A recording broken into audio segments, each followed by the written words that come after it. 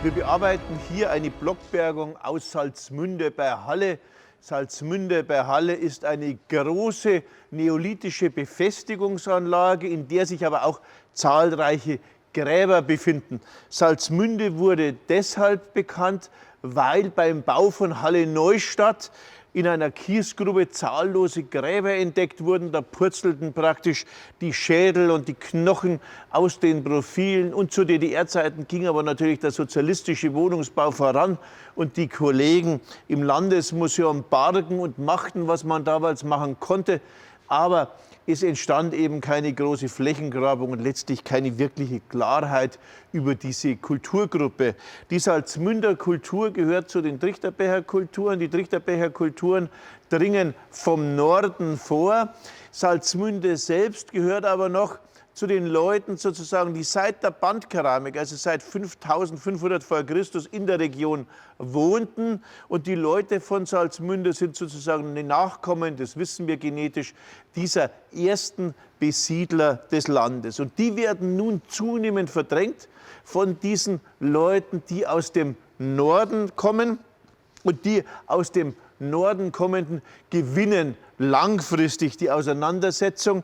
Das Ganze datiert so zwischen 3500 und 3100 vor Christus. Salzmünde ist eine große Befestigungslage auf einem Plateau hoch über der Saale, westlich von Halle gelegen.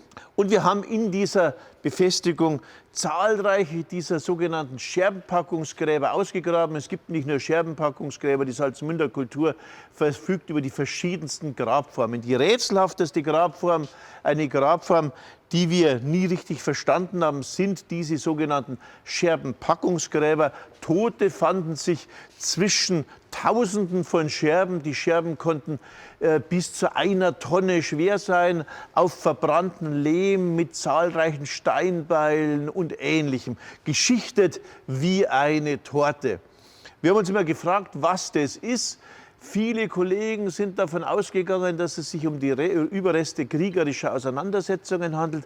Vor allem auch, weil die Schädel häufig eingeschlagen waren, weil wir es häufig mit Individuen zu tun hatten, die multiple Verletzungen aufwiesen. Wir glauben heute, dass es sich um einen Ritus handelt, einen Bestattungsritus, der in etwa so ablief, dass man offenbar ganze Häuser abbrannte mit Inventar und dass man Teile des Inventars geschichtet beigab. Und zwar so geschichtet, dass praktisch wieder der Hausfußboden im Idealen unten ist, die Brocken des Lehms, des verbrannten Lehms dazwischen die Wände und dass das Hausinventar, Scherben, Beile und Ähnliches dann auf den Toten gehäuft wurde. Es wurde also sozusagen das Inventar wieder rekonstruiert, aber das zerstörte Inventar, also die Idee dahinter ist möglicherweise, dass der Mensch stirbt, dass er tot ist und dass etwas Ganzes destruiert wird, um dann wieder ganz zu werden oder Ähnliches.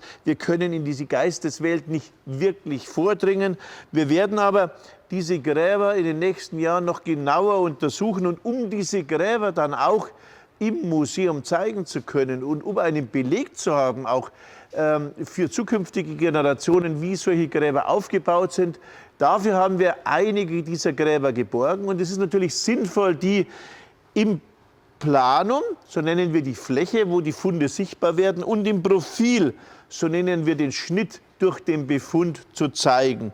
Und hier sieht man ganz deutlich die großen Scherbenhaufen, die werden jetzt gerade freigelegt. Hier wird der Schädel eines Kindes freigelegt und darunter sehen wir schon ein Steinbeil, das sich zeigt, sowie hier einen Lehmbrocken von einer Hauswand. Wir sehen aber auch, dass diese Grube tief in den anstehenden Kies einschneidet und dass die Grube humos mit all diesen Funden verfüllt ist.